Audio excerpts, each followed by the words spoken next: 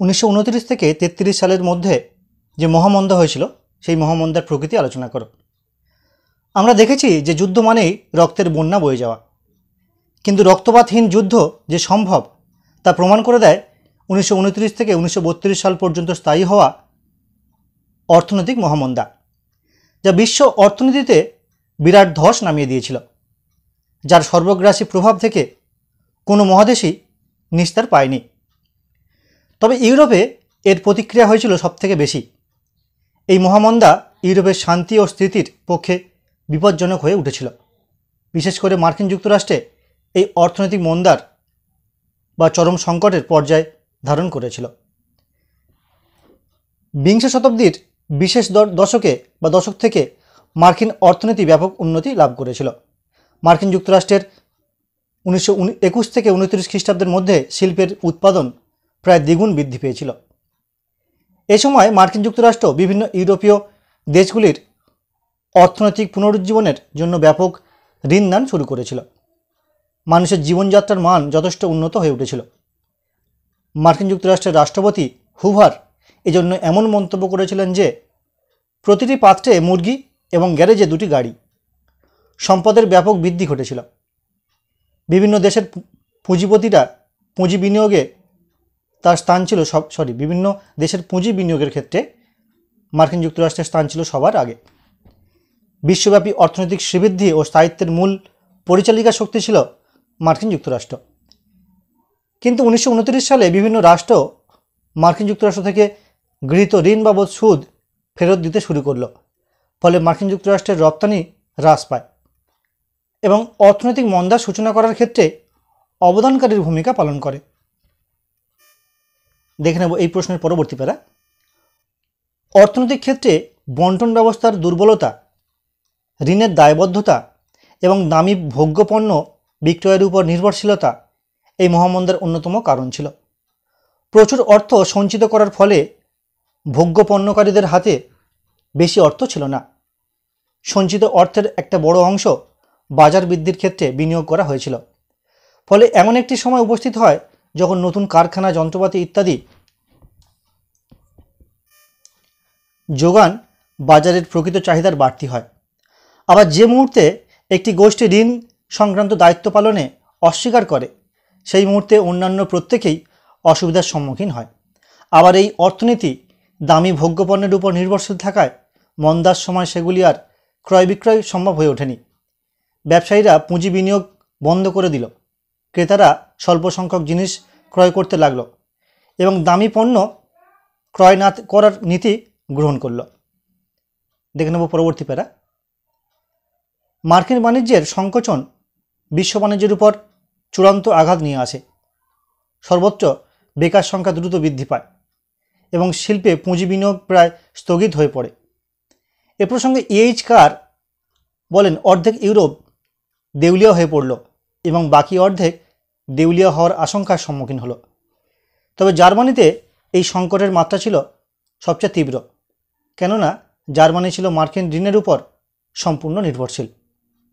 এই পুঁজি আসা বন্ধ হওয়ায় জার্মানিতে আমদানি ও রপ্তানি বাণিজ্য বিশেষ ক্ষতিগ্রস্ত হয়। কলকারখানা প্রায় অচল হয়ে পড়ে। নথিভুক্ত বেকারের সংখ্যা 2 মিলিয়ন, যেখানে 1929 সালে ছিল, সে 1932 সালে তা দাঁড়ায় 6 মিলিয়নে। ইউরোপে এই অর্থনৈতিক মন্দার রাজনৈতিক প্রভাব ছিল সুদূরপ্রসারী। উদারতন্ত্র ও গণতন্ত্র ও ধনতন্ত্রের উপর এই মন্দার প্রচণ্ড আঘাত হানে। অর্থনৈতিক নিরাপত্তা অর্জনের বিনিময়ে সাধারণ মানুষ তার অর্জিত স্বাধীনতাকে ত্যাগ করতে প্রস্তুত হয়েছিল। এ প্রসঙ্গে ডেভিড থমসন বলেছিলেন যে এর ফলে পুঁজিবাদ ভেঙে পড়েছিল। পূর্ববর্তী 2 শতাব্দী ধরে যে অর্থনৈতিক কাঠামো গড়ে উঠেছিল তাতে সংকট ঘনিয়ে আসে। পুঁজিবাদী ব্যবস্থার প্রতি মানুষের বিশ্বাসে ফাটল ধরে। বোঝা যায় যে বেকার সমস্যা এবং অর্থনৈতিক অসাম্য অবসানের পথ পুঁজিবাদী ব্যবস্থায় নেই। দেখে নেব পরবর্তী প্যারা। তবে পরবর্তী প্যারা দেখার আগে বলি, তোমাদের এই সেমিস্টারের অর্থাৎ 5th সেমিস্টারের ইতিহাসে যে দুটি পেপার রয়েছে, মেন পেপার সিসি 11 এবং সিসি 12, সঙ্গে দুটি পেপার ডিএসসি 4টি পেপারের কিন্তু আমি এবছরের জন্য অর্থাৎ 2025 সালে যে তোমাদের পরীক্ষা রয়েছে সেই পরীক্ষার জন্য গুরুত্বপূর্ণ প্রশ্নের সাজেশান অলরেডি আপলোড করে দিয়েছি এবং সেই সাজেশানে উল্লেখিত বিভিন্ন প্রশ্নের উত্তর কিন্তু এক করে আপলোড করছি। তোমরা সেগুলো দেখে নিতে পারো, যার লিঙ্ক বা প্লেলিস্টের লিঙ্ক ডেসক্রিপশন বক্সে রেখে দিয়েছি আমি, তোমরা সেটি দেখে নিতে পারো। তো দেখে নাও পরবর্তী প্যারা। এই অর্থনৈতিক সংকট সমাধানে পুঁজিবাদী ভিত্তিক ইউরোপীয় গণতান্ত্রিক রাষ্ট্র ব্যবস্থার প্রতি দেশবাসীর আস্থা হারায়। অন্যদিকে কমিউনিজমের প্রতি তাদের সম্পূর্ণ আস্থা ছিল না। সুতরাং পুঁজিবাদ ও সাম্যবাদের মাঝামাঝি ফ্যাসিবাদ ও ন্যাৎসিবাদ নামে একটি অপরিণত তথ্য গড়ে ওঠে, যা বহু মানুষের সমর্থন লাভ করে। Italy, Germany, Spain, Portugal, Hungary, Austria, Yugoslavia, Poland, Lithuania প্রভৃতি রাষ্ট্রের সংসদীয় গণতান্ত্রিক সরকারের পরিবর্তে বিভিন্ন মাত্রার স্বৈরতান্ত্রিক সরকার প্রতিষ্ঠিত হতে থাকে। মার্কিন রাষ্ট্রপতি হুভার সমগ্র বিশ্বের কাছে এই মর্মে প্রস্তাব রাখেন যে বিদেশি রাষ্ট্র কর্তৃক মার্কিন যুক্তরাষ্ট্রকে দেওয়া সব ধরনের ঋণ পরিশোধ করা 1 বছরের জন্য স্থগিত রাখা হোক এবং এই সঙ্গে ক্ষতিপূরণের লেনদেনও বন্ধ থাকা হোক বা থাকবে। এই ঘোষণা হুভার স্থগিতকরণ নামে পরিচিত। এর ফলে ব্রিটেনের 11 মিলিয়ন পাউন্ড আদায় করা সম্ভব হয়নি। জার্মানি ও ইউরোপের অন্যান্য দেশের আর্থিক সংকট মোচনের জন্য ব্রিটেনের দীর্ঘমেয়াদী ঋণ দিয়েছিল। এই সমস্ত দীর্ঘমেয়াদী ঋণ দানের জন্য বহু ক্ষেত্রে ব্রিটেনকে স্বল্পমেয়াদী ঋণ গ্রহণ করতে হয়েছিল। নেক্সট প্যারা দেখে নেব। বিশ্বের অর্থনৈতিক সংকট তীব্র আকার ধারণ করলে বৈদেশিক ঋণদাতারা লন্ডনের আর্থিক বাজার থেকে বিনিয়োগকৃত অর্থ দ্রুত অপসারণ করতে ব্যগ্র হয়। অথচ ব্রিটেন যে সমস্ত দীর্ঘমেয়াদী ঋণ দিয়েছিল সেই মুহূর্তে তা ফেরত পাওয়ার সম্ভাবনা ছিল না। ব্রিটেন আর্থিক সংকটের হাত থেকে রক্ষা পাওয়ার জন্য তার স্বর্ণমান পরিত্যাগ করে। এর ফলে ব্রিটেনের বৈদেশিক বাণিজ্যের উন্নতি হয়।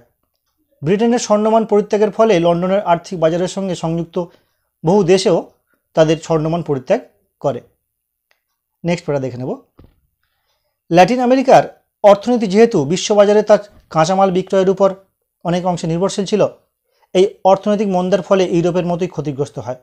কফির বাজারে মন্দা দেখা দেওয়ায় ব্রাজিল দেউলিয়া হয়ে পড়ে। আর্জেন্টিনা, চিলি ও অন্যান্য 9টি দেশ বিপ্লবে সংগঠিত হয় এবং আত্মনির্ভরতা ও জাতীয় শিল্প সংগঠনের নীতি অনুসৃত হয়। শুধু সোভিয়েত ইউনিয়ন এই অর্থনৈতিক মন্দার কোনো নেতিবাচক প্রভাব ফেলেনি বা পড়েনি। দেখে নেব আজকের প্রশ্নের শেষ প্যারা। সাধারণত একটি দেশের অর্থনৈতিক অবস্থা দুর্বল হয়ে পড়লে রাজনৈতিক অবস্থা জটিল ও সংকটময় হয়ে পড়ে, কারণ সকল রাজনৈতিক কর্মকাণ্ডের মূলে রয়েছে অর্থনীতি। বড় বড় পুঁজিবাদী দেশে রাজনৈতিক প্রভাব পড়ে দ্রুত। মূলত এই মহামন্দার পর দ্বিতীয় বিশ্বযুদ্ধের প্রেক্ষাপট রচিত হয়। অর্থনৈতিক সংকট সৃষ্টি করে একনায়কত্বর, ঘনীভূত হয় রাজনৈতিক সংকট এবং একনায়কদের আগ্রাসী নীতির কারণেই শুরু হয় দ্বিতীয় বিশ্বযুদ্ধ।